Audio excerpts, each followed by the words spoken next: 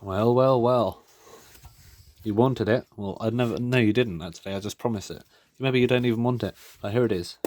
This will be the Beatall service video. It's got a crack in there, but the crack happened in that plastic before I put it in the clock. Because I was cutting a CD case, and the first cut it into the case went straight through it. But I just continued cutting around because I didn't have enough spares. So I have to live with that. It's not all the way through. It's still in one piece, but it's just joined at that very corner there. Oh well. No knobs, no winders. This is purely a movement service for a clock that I can't even use. But these are quite. I'm still not. I still don't think they're that common. I just happened to run into quite a few of them at once.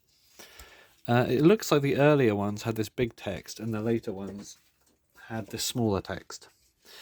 I can't find much about the Beatles, to be honest. I can't find an advert. I can't find a Haller catalogue. As you can see, if the hand wasn't in the way, there is the Haller logo there, which is a cog under a rainbow, I think. I don't know. I think the earlier ones had like a sun ray, actually, so it's probably like a simplified version of the sun rather than a rainbow or anything. But yeah, it's a cog as the sun. So it's like, I don't know, it's like an alternate universe where the sun is a big cog, and that's what it is. I think actually sometimes it had water under there as well, so it was like the sunrise, so a big cog as the sun rising above the sea. What a weird idea, but I like it. So yeah, these, I'm pretty sure this leg on the back here is not so much a posable leg, but it is a way to help you remove the back by just pressing it down. It pops the back off like that. That's a pretty, I mean, I don't know, because you might do that at home. You don't really want children messing with their alarm clocks and just going, and the back comes off. I don't know, maybe you have to not give it to children, I don't know. But here we have, yeah, more about the front. I love the numbers on these. Yeah, Beatall. I think that means Beatall as in it beats all. Because I thought it was like beetle, like scurrying along like a beetle. But I don't know if it has any connection to Beatles whatsoever. I don't know if they intended it to sound like Beatle when they came up with Beat All, or do they just intend it to be, oh, it beats all, let's just say Beat All, with the Beatles. I don't know, it's a German thing. Weirdly enough though, quite a lot of things were called Beatle. I think there was a record called Beatle, a German one, like Beatall, like that. Apparently there's like a jewellery company called Beatall. Yeah, I don't know, but Beatles, that's what it is. So yeah, the Beatle has a pretty clever feature. This one I've taken the spring out to save the other one because this one's just a bit knackered, but I'm going to service it anyway because it's a good movement, and it's a nice clock just to sit there and go, oh, there's a clock there. So I like to work with what I got. If I have enough parts to make a working clock, then I will make it work, no matter if it's unusable because it doesn't have any controls on the back. They can be found. So yeah, you see that little thing in there? That goes down and up. It's like a little button. Where's my dexterity gone? There it is. It's gone down now. There should be a spring keeping it up always, but I've taken that out. A little copper spring. And the bow, the handle for the top would sit in there, and one end has a little notch in it, so when you fold it flat, essentially it pushes that little pin in there down. You can't see it really. There's a little, the button's connected to a tiny little pin in there, and when you fold it flat, it pushes it down and blocks the hammer, turning off the alarm. Very clever design, I like it. So yeah, let's just get to it. Yeah, I serviced one of these recently, not on camera though, just to warm up. And yeah, I don't know why it is, but with the German alarms, I just don't enjoy servicing them as much. I don't know why that is. I think they're pretty good quality for what they are. They're, thick plates seem to be a common theme. Big balance wheel. Pallets usually off to that side. It's just an alarm clock really, isn't it? But there's something about them, and I don't know what it is. I just don't really enjoy servicing them as much as the British, American, French, whatever, Something about that. Maybe I will. Maybe it's just a thing. Maybe I can't feel that connection. Although I haven't really serviced an American alarm clock in a long time. I haven't really had one in a while. I haven't been on the lookout. I'm into British stuff at the moment. I suppose there is a sort of connection, isn't there? Right, let's pull that out. Yeah, because this is so beaten up on the outside, it's sort of deformed and makes it harder to pull out. Oof. Oof. I can't push on the glass because it's not even glass and it'll just smash. Tell you what, it's driver screw time. This is the first time you see the screwdriver on this channel, I bet. Has it got a name on it? West Germany, look at that. So this is where that alarm clock was made. Alright, whenever I do a German alarm clock, I presume it's West German, I'm using this screwdriver.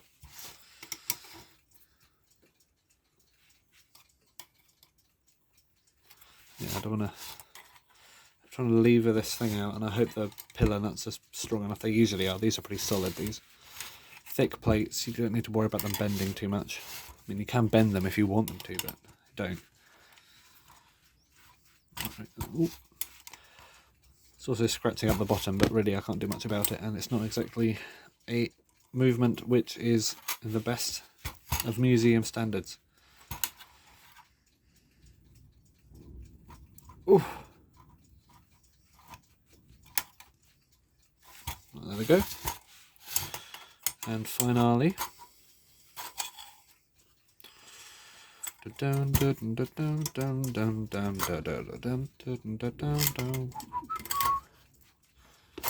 why is this taking... This has not been this hard to take out before. Oh, there we go. Oh, the cost of a stiff thing. We have a bezel, not a bezel. I keep saying that. It's a brass ring and it spaces the dial out from the glass. For there. I think this red is what this originally came with, actually. Yeah, it's got this hand. This other hand. I think this is an original Beatall hand, but the other one isn't. Something else. Alarm hand, I don't think it's original either. This dial is, though. Yeah, there's something about this I like. I think I like the sort of crazed look about it. It looks like an old painting, you know? Painted on the side of a shack in the desert. Right. Oh yeah, I just noticed we have no mainspring. We have no mainspring. What a crimp is that? It's already worn out as well. Is this just going to be a parts clock here? I don't have another plate for these. Let's take it apart and see where we go. So, first thing I'm going to do is take the balance wheel out, as I usually do. I guess this is a good disassembly guide, if nothing else. Although letting down the power, which is something you have if you have a mainspring, that's an interesting taper pin. Almost, it's really sharp. It's like a needle or something. Yeah, letting down the power is usually one of the most important parts for these, and we can't really do that if we haven't got a mainspring. But oh well. So we got that freed. Let's take this out. I'll be using my sockets in a second. So I can get this undone. Oh, that is very stiff. These aren't usually that stiff. Oh, there we go. Actually, yeah, the other Beatall was this stiff. These balance cups.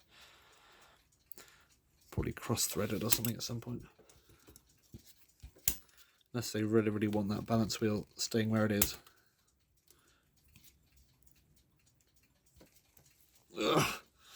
Ugh, stiff as that. Right, we've got our balance wheel out. It's a nice machined 3-spoke one rather than a stamped out brass one, which is what you get over here usually. Stick it in there. Right. Benefit of having cardboard, you can just stick stuff in it. Right, back on the scene. Now we've taken the balance wheel out. We can let the power down. Oh no, we can't. Well, if you yeah, watch my other videos if you want to know how to let power down out of an alarm clock. Also, this is bent. There we go. We got the alarm though, so yeah, this can have power let down from it. So where's my little screwdriver? Oh, I had to stand up for that one. Right. So in there we have a click, a little ratchet, and it's in a really bad place. But can you see it in there? There's a ratchet wheel and there's a little bit of brass that sticks into it. You need to hold onto the key which I don't have right now. Hold on to the key. Yeah, this is a very bad letdown demonstration here because it's not really proper because we don't even have a key. We don't have nothing. Yeah, this video is just for some reason exists. Yeah, if you're watching and you want to learn, then watch my other videos, okay? And then you pull it down like that, but you're let down already, to be honest. Okay, so I think those nuts are big enough to use a socketless socket. Am I right? You bet I am. Right, let's... Oh wait, no, there's something I haven't done yet. Tighten it back up again. This here, there's a little pin holding that spring on there, and it goes out one way, so let's see which way that is. Oh yeah, it goes out one way, so you just pinch it like that and pull it out. And now you have a washer, then a spring, then a washer. So there's a washer, there's a spring, and there's a washer. And then there's a washer and a pin inside. So if you get it to the right angle, you can reach inside with your pliers and pull out from that same shaft. The lighting's not great, I'm afraid, but you can pull out a pin. I'll tell you what, this is a great source of taper pins, if nothing else. A pin. Oh, it hasn't come out.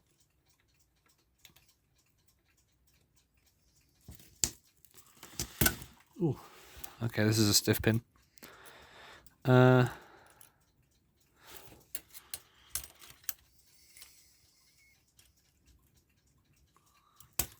have to use the old push from one side tactic.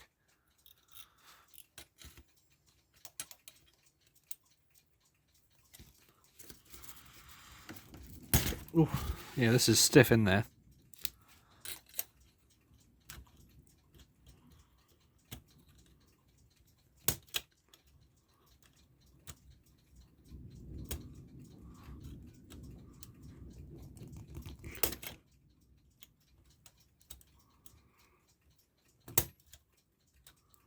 Trying to use the old push on one side, but it's still really stiff for that.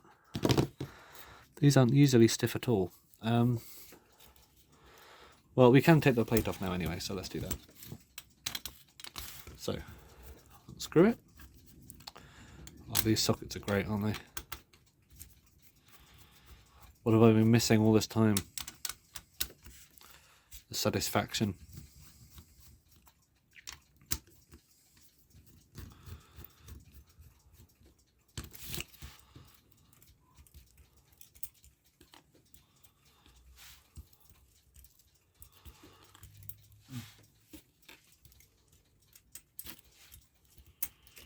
There we go.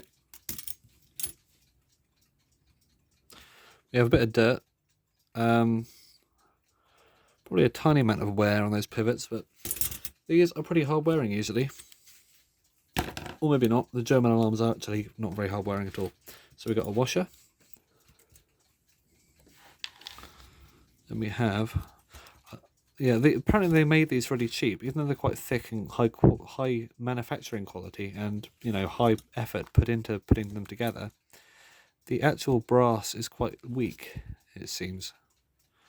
This is going to fly out, isn't it? How about I don't know whether to put... oh, this plasticine. All right, this could work. Ooh. Oh. Well, you'd never guess. It's the same old story. Where's my pliers? Right, let's get these big ones. Yeah, it just snapped the end of the pin off. This is in there incredibly tight for seemingly no reason. The other ones weren't.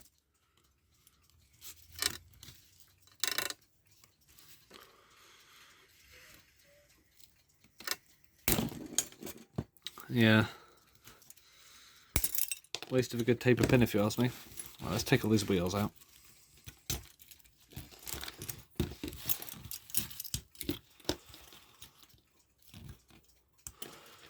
Oh yes, the ubiquitous German long pivot wheel.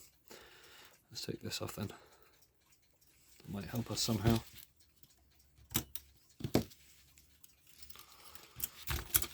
Ugh. Right. You come out. There we go. Right. So yeah, this is the problem right here. We can't get that pin out. But you may ask, why do we need to get that pin out? Well, good question. Instead, we can take this pin out.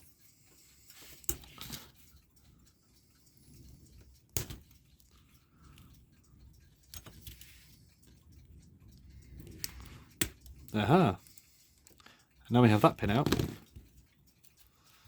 We can do this. What an amazing thing. Right, we managed to avoid taking out that very risky, pisky pin.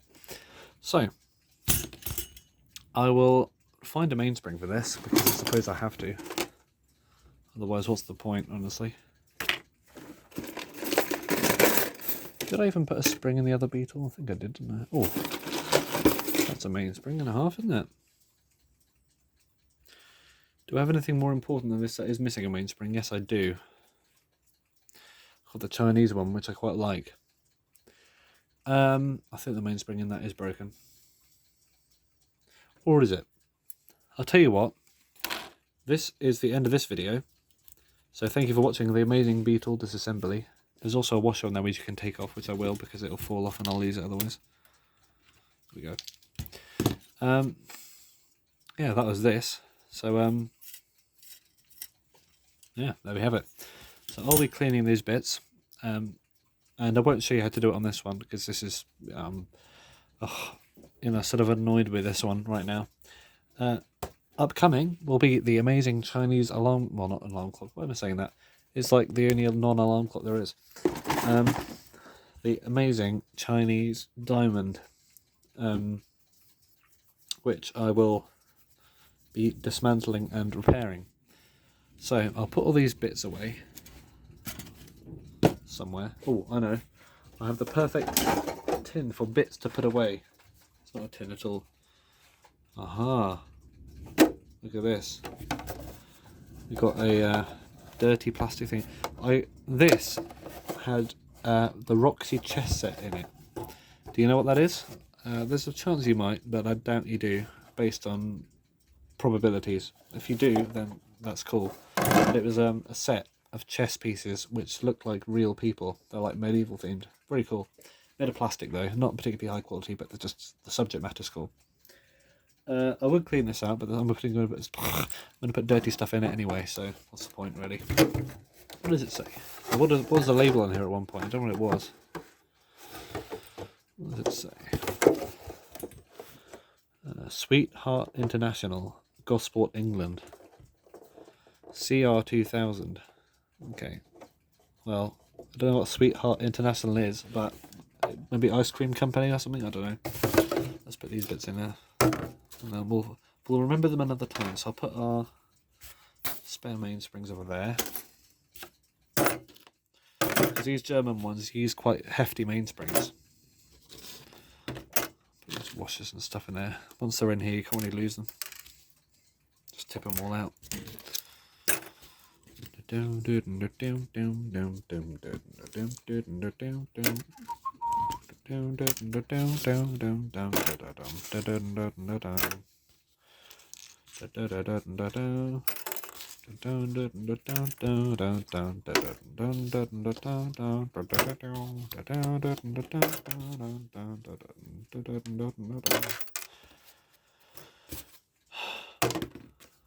Right, there we go.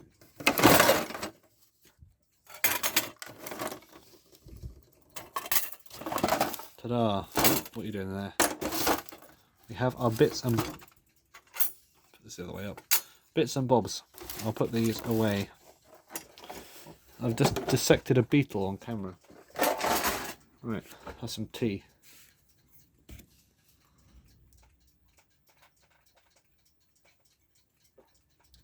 Not the first time I've drunk something on camera, but the first time I've drunk something and actually showing you what it was.